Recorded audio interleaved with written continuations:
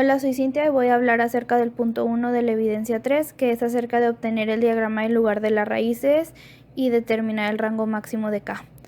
El primer paso que tendríamos que hacer es obtener la ecuación característica. Esto lo calculamos mediante octav, sumando en serie nuestro controlador, el elemento final de control, el proceso y el transmisor, para de esta manera obtener la función que se muestra en azul, que sería nuestra ecuación característica, que es 1 más GS por HC. El segundo paso sería ubicar los ceros y los polos de GS-HS en el plano.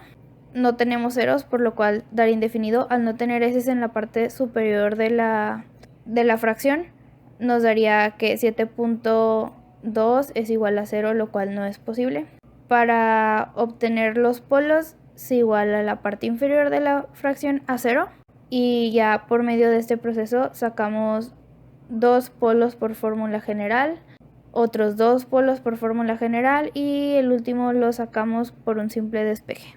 Después obtuvimos nuestros ceros y polos en octav, solo para comprobar que estuvieran bien realizadas nuestras operaciones anteriores, y podemos comprobar que efectivamente son los mismos 5 polos, solo en otro orden, y también marca que no tenemos ceros. De nuestros 5 polos, 2 tienen números imaginarios y los otros 3 no, pero los dejé como 0.0i para poder hacer operaciones de manera más sencilla con ellos. Ya que nuestra estabilidad absoluta está dada por nuestros polos dominantes, que en este caso serían los que se muestran ahí, sabemos que si el polo dominante se encuentra en el semiplano izquierdo del plano S, esto quiere decir que alfa es mayor a 0, se dice que el sistema es estable, lo que convierte nuestro sistema en estable. Todo esto hablando de estabilidad absoluta. Más adelante vamos a encontrar nuestros planos ubicados por medio de la función RLOCUS en octavo. El siguiente paso sería encontrar los ángulos de las asíntotas, que se sacan con la fórmula mostrada ahí, que es 180 por 2K más 1 sobre N menos M, siendo K 0, 1, 2, 3 y 4 en nuestro caso, porque tenemos 5 polos, entonces son los 5 valores que vamos a usar. Entonces ya solo sustituimos, considerando que N es nuestro número de polos y M es nuestro número de ceros. Abajo tendríamos 5 menos 0, sustituimos y sacamos nuestros 5 ángulos. Después obtendríamos la intersección de las asíntotas, que es obtenida a base de la suma de los polos menos la suma de los ceros sobre N menos M. Sabiendo que no tenemos ceros, la suma de nuestros ceros sería 0 y M igual sería 0, por lo cual tendríamos la fracción de menos 0.054 sobre 5, que nos da igual a 0.019. Este sería el punto donde intersectan nuestras asíntotas y salen con los ángulos del inciso anterior. El siguiente paso sería obtener las raíces. En este caso serían nuestros puntos de ruptura, ya que son las raíces de nuestra derivada en una ecuación despejada que mostramos ahí en la pantalla. Primero tenemos que despejar K, después derivarla, simplificar.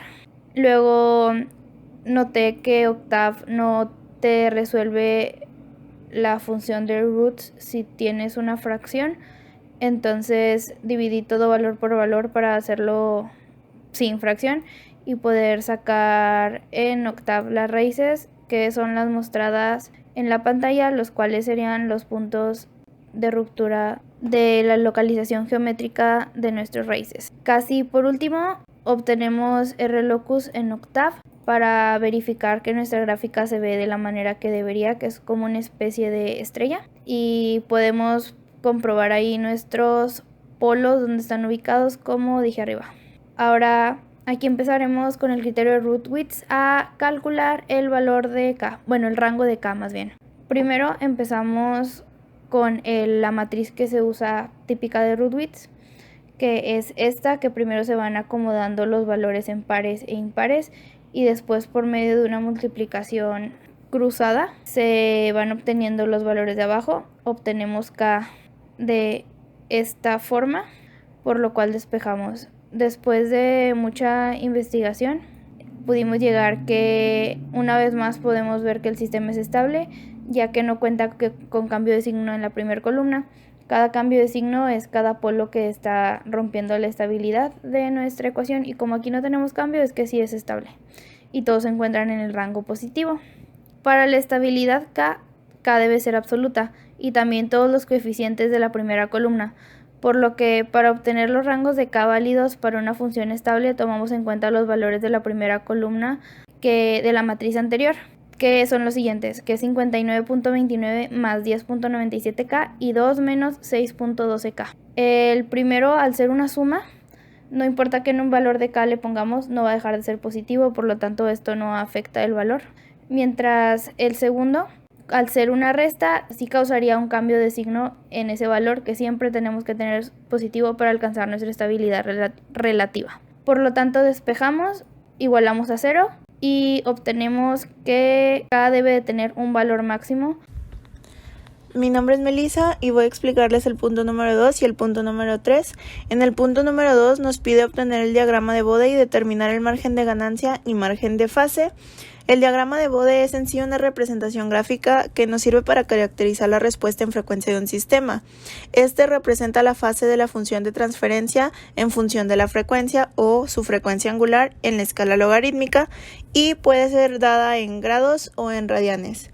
Estos diagramas los obtuvimos en Octave y nos dieron que la ganancia es de 12.2126 dB en 0.250527 radianes sobre segundo y nuestro margen de fase es de 51.1903 dB en 0.109978 radianes sobre segundo. En el tercer punto nos pide obtener el diagrama de Nyquist. El diagrama de Nyquist es una representación paramétrica de una función de transferencia en donde es utilizado el control automático y el procesamiento de las señales.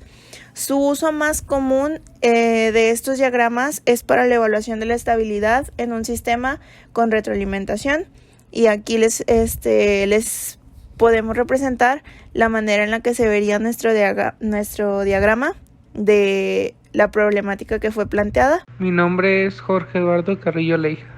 En el punto 4, que es analizar el proceso y aplicar un control cascada que pueda mejorar su respuesta, la respuesta que obtuvimos fue la primera imagen que pusimos en la evidencia, que como se ve, pues sí está estable, pero no lo suficiente. Y en la segunda imagen cambiamos K y pusimos un valor de 0.038796, que podemos observar que luce más estable. Añadimos un control de temperatura para que se anule lo más posible la perturbación antes de que éste llegue al proceso. Esto lo hacemos porque aunque sabemos que nuestro diagrama ya es estable y con esto se rectifica, y porque necesitábamos que algo controlara las leves perturbaciones que aún puede haber. Este control en cascada nos ayuda para la estabilidad y también que cualquier variación de ganancia estática de la parte secundaria del proceso es compensada por su propio lazo.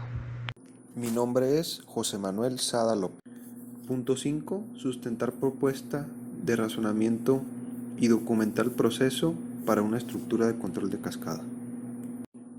Principalmente, el resultado de aplicar un proceso de cascada nos ayuda a eliminar las perturbaciones en las variables y disminuir los retardos en el tiempo para obtener un control más óptimo. Es utilizado principalmente en los procesos que cuentan con varias etapas, donde existen diferentes perturbaciones en cada una de ellas, y aplicando el proceso de cascada nos ayuda a tener un desempeño mayor en el control. Para esto es importante identificar las perturbaciones que entran en el sistema y así, con un controlador de distintas características, disminuir estas perturbaciones y obtener una respuesta más estable en el proceso a controlar. En este caso, Y en el ejemplo tuvimos una respuesta con un poco de perturbación, donde al identificar la entrada se busca estabilizar la respuesta obtenida. Para esto, lo primero que tenemos que hacer es identificar el ruido o las perturbaciones que llegan al sistema. Una vez identificadas, el siguiente punto es buscar un control para disminuir esta perturbación y evitar que llegue al controlador y así obtener una respuesta más estable. Siempre tomando en cuenta que la perturbación tiene que ir a un ritmo superior o igual del proceso de acción.